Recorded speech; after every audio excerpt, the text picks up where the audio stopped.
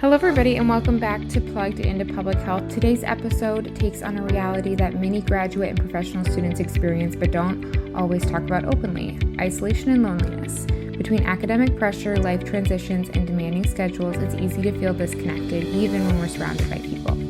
We're joined today by Rachel Valentine, a PhD student in Counselor Education and Supervision at the University of Iowa, practicing therapist, and newly elected mental health director for the graduate and professional student government. Rachel is leading a new initiative called the Graduate Student Dialogue Series, which is designed to create intentional spaces for connection, conversation, and community building across disciplines.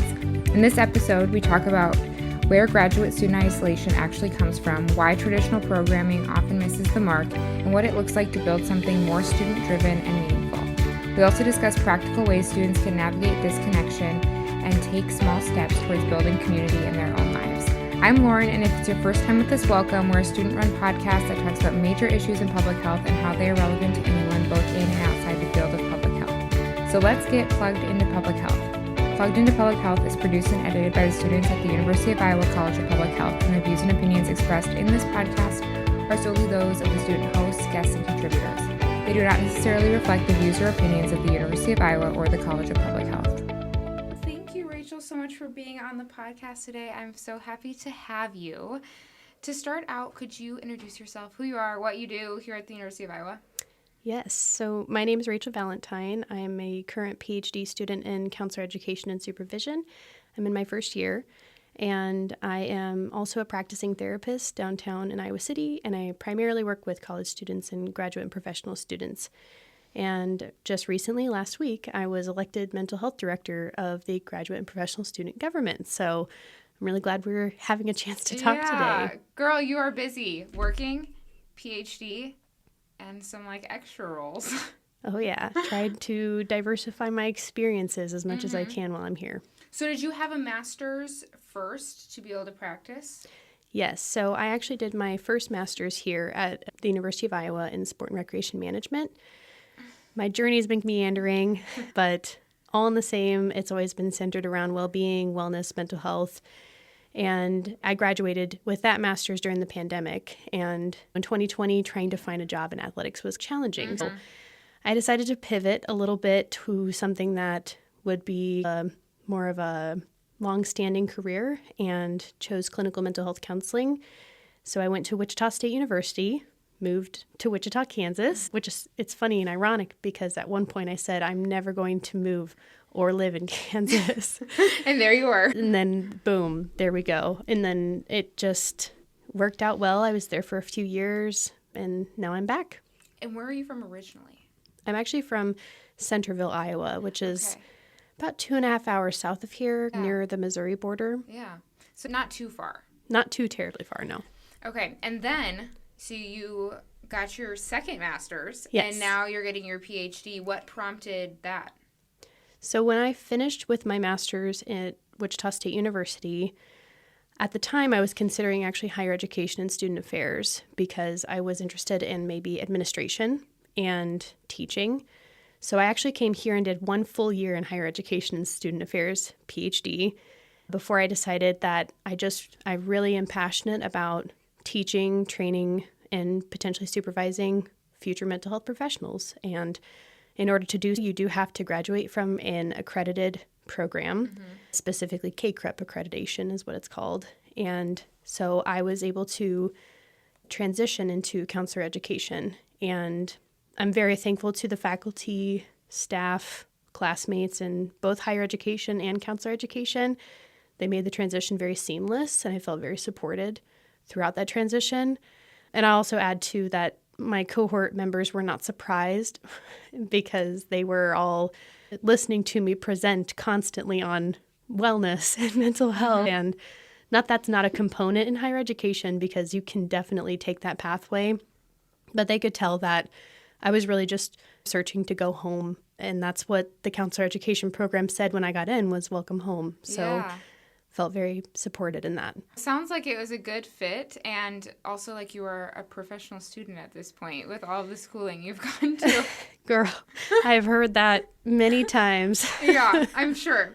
And so you just finished your first year and, survived maybe is the better word. but I'm grateful for you taking time. We're recording this at the end of May, so I know this can be, the end of April, beginning of May. So I know this can be a busy time for students. Definitely. So we're going to talk specifically on this podcast about the Graduate Student Dialogue series that it came across my inbox, and I was like, oh, this is interesting. It'd make a good podcast episode. So my first question is, what led to the creation of this Graduate Student Dialogue series, and what need were you seeing? My inspiration behind the dialogue series was listening to my cohort members discuss maybe they don't have time to be a part of shared governance meetings or organized meetings by the university.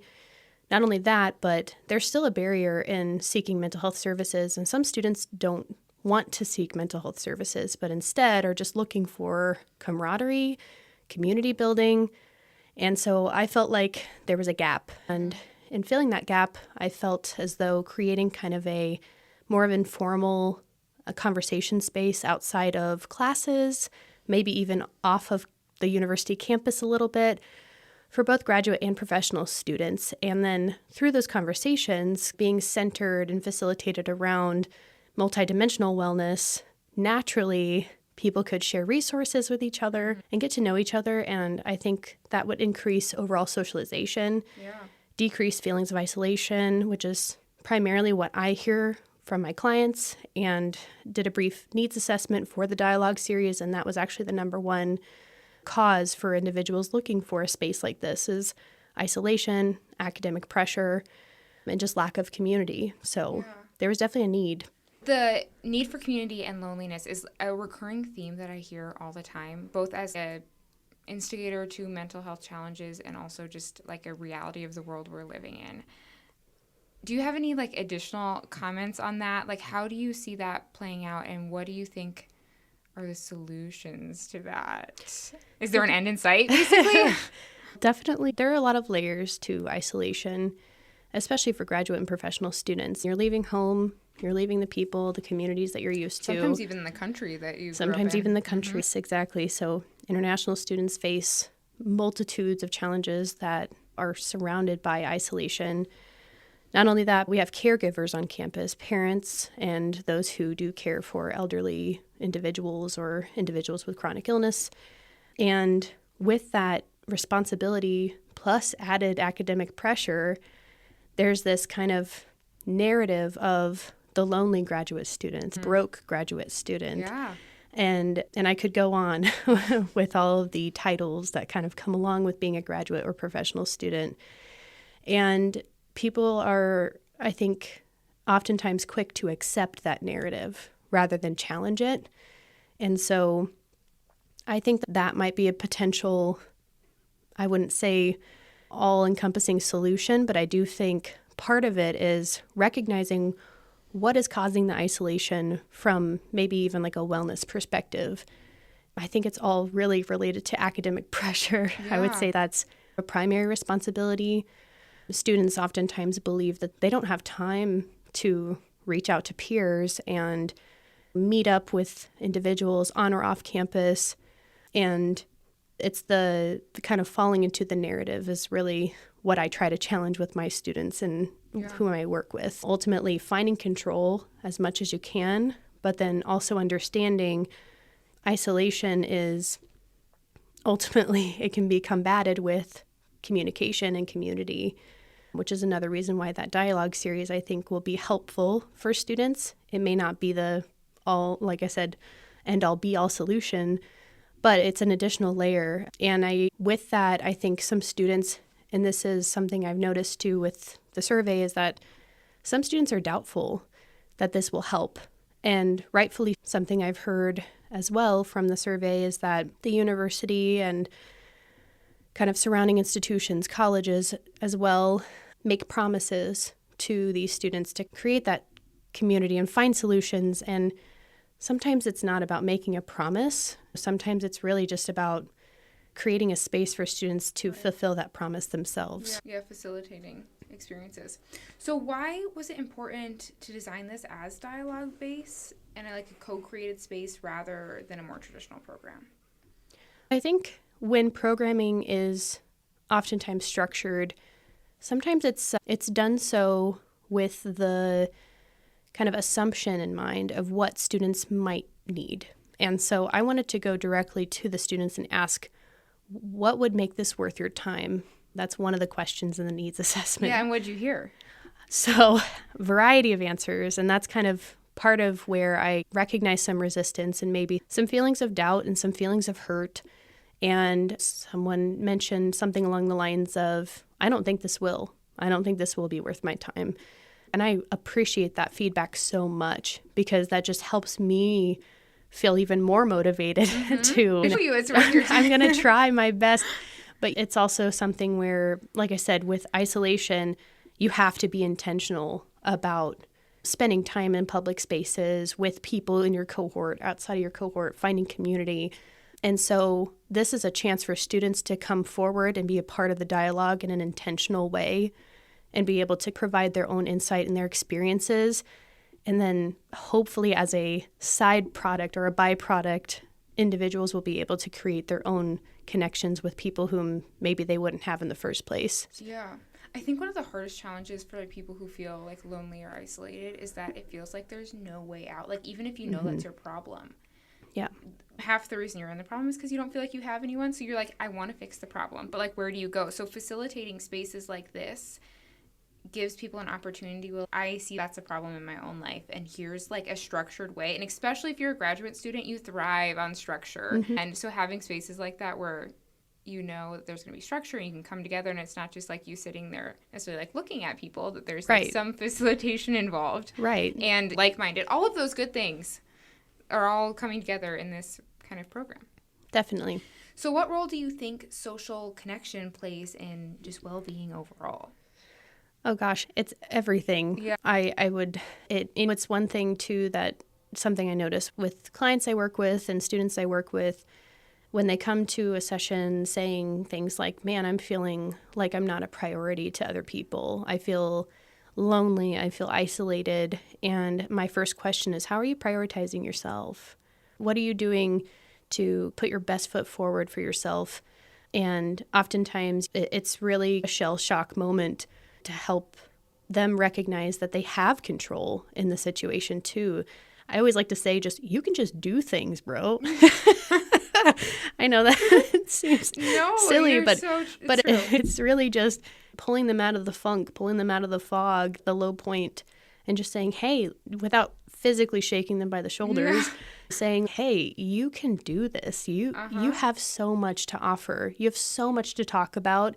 And there are so many students that are feeling the same exact way. Yeah. And they're just waiting for you to reach out. They're waiting for you to initiate that conversation. And like I said, in this space, I think, once again, creating the opportunity for students to show up and facilitate their own conversation. I'm not going to be leading every dialogue series. The goal is for students to come together. Maybe there will be leading questions on the table surrounded by, or I guess regarded to, some type of multidimensional wellness. But ultimately, it's up to them to facilitate that conversation and gain that experience.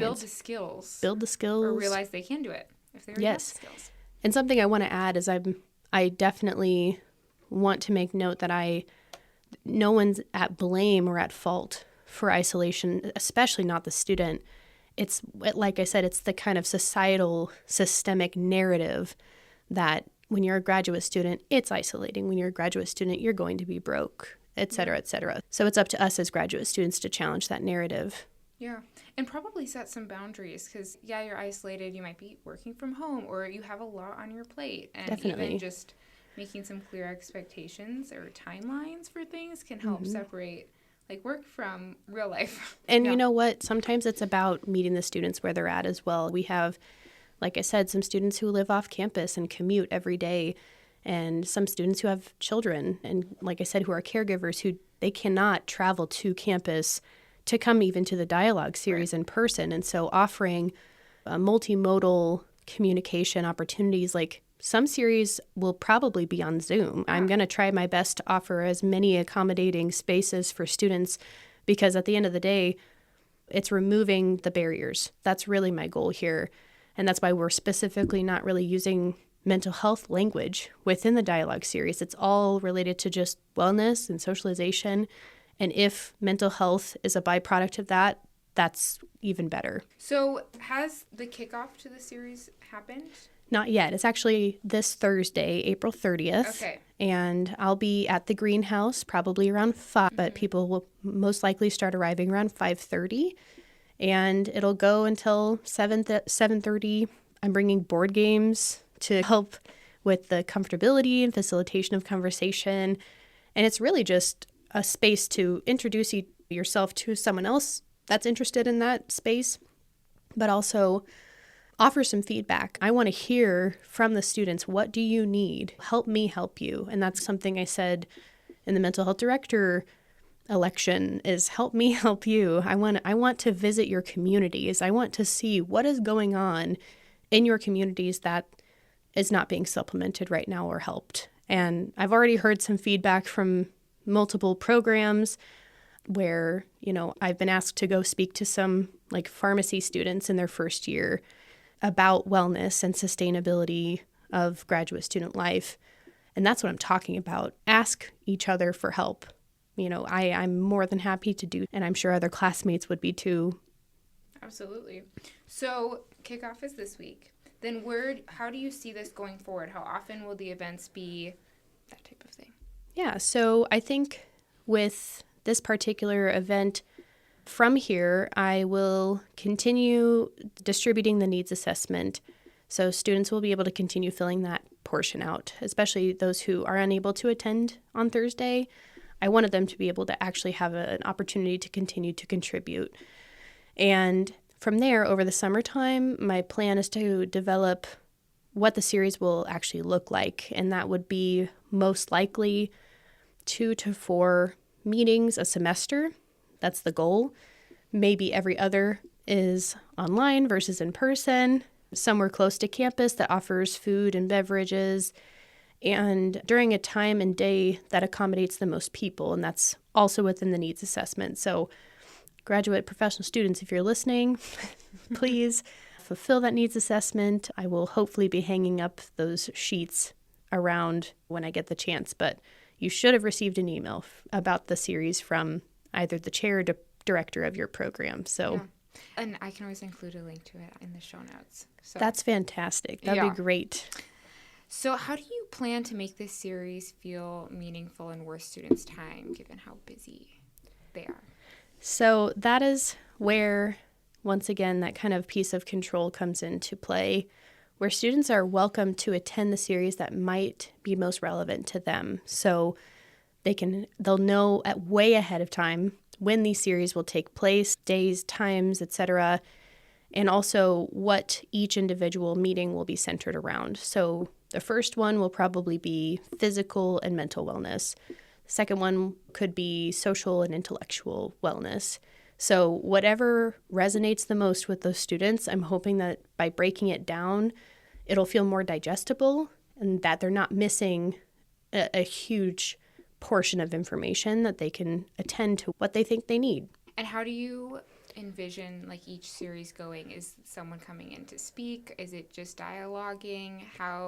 What does it look like? Yeah, so primarily it'll be the dialogue piece. Questions will be out either on tables or on a PowerPoint slide for students to facilitate their own discussions. And then I am thinking of assigning a table captain or something along those lines for someone to take notes or informal points of information that they feel comfortable sharing with me, so then I can continue bettering the program based on what students are wanting and needing. And not only that, by collaborating with administrators on campus, I'll be able to even relay that information directly to them so they can gather as much feedback as possible. And I know that there are some talks around potentially developing focus groups within the mental health kind of dimension. So this would be a really great stepping stone to any further mental health programming for students without, like I said, the mental health language. Yeah, absolutely. So think about a year from now. What would success look like for this initiative? I think success would look like students being able to take at least one bit of information into their life from this series. Not only that, but word of mouth. I think if I had someone show up and say, so-and-so recommended I come to this program and here I am, I think that would be just a tremendous success in my mind. A lot of the programs that I know of that are the most successful, it is word of mouth. You have a pilot group that goes in there not really knowing what to expect, and then they get something out of it, and then it continues to transform based on what they achieve. And overall, that would be success to me, is if people just tell their friends, bring their friends, and then hopefully get something out of it. Yeah. Word of mouth is the best form of advertising. It really is. Okay, so my final question for you today is, for students listening who may be struggling or feeling disconnected, what do you want them to know? First of all, I know you've probably heard this a lot, but I will remind you that you are not alone at all. I will also say you have a tremendous amount to offer to the world, and that is why you are here. And I want to know what you have to offer. So if you feel isolated, you can reach out to me directly. Let's get coffee. Let's chat. And then I would be happy to connect you with people or resources that I think would even better your quality of life even further. So once again, you have so much to offer, so much, and you are so talented, and I want to know more about you, and you are not alone. What a fabulous way to end this podcast. I really appreciate chatting with you today, Rachel, and I'm excited to hear how the first event goes. Thank you so much. Thank you tremendously. Thank you so much for having me on here.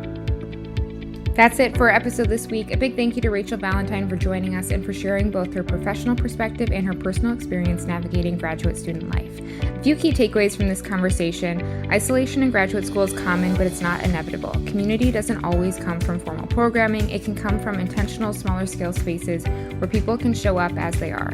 And importantly, students don't just need more resources, they need environments where they can actually connect with one another.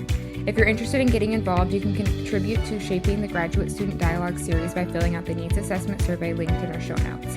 Rachel also highlighted the Graduate College's peer-to-peer mentorship program, which matches first-year PhD students with more experienced peers and offers additional networking opportunities. It's another practical option for students looking to build connections early on.